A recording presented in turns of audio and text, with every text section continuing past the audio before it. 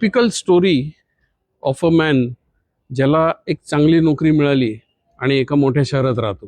ह्या व्यक्तीला मजबूत पगार आहे, 30% इन्कम टॅक्स ब्रॅकेट आहे. याचा अर्थ 30% of the time of the year he is working for the government. म्हणजे 12-36 3.5 महिने ही व्यक्ती गव्हर्नमेंटसाठी काम करते टू पे दी टॅक्स. अर्थातच एक मोठं घर आवश्यक आहे, सो ही व्यक्ती लोनवर घर घेते आणि त्याचा EMI टिपिकली त्याच्या इन्कमच्या 30% असतो.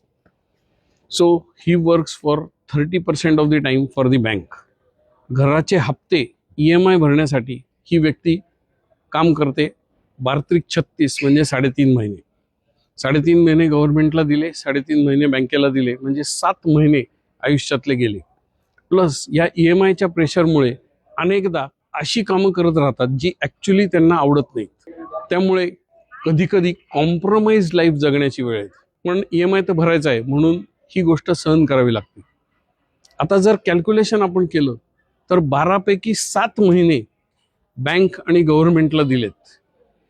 ही गोष्ट योग्य आहे का मला माहीत नाही, अयोग्य आहे का ते पण मला माहीत नाही. पण तुम्ही जर या कुठल्या तरी कॅटेगरीत असाल तर आरशासमोर उभं राहून स्वतःला विचारा की तुमचा जन्म कशासाठी झालाय, स्वतःसाठी काम करण्यासाठी की बँक आणि गव्हर्नमेंट यांच्यासाठी काम करण्यासाठी. बी ऑनेस्ट, स्वतःला ऑनेस्टली उत्तर द्या, कारण आयुष्य तुमचं आहे.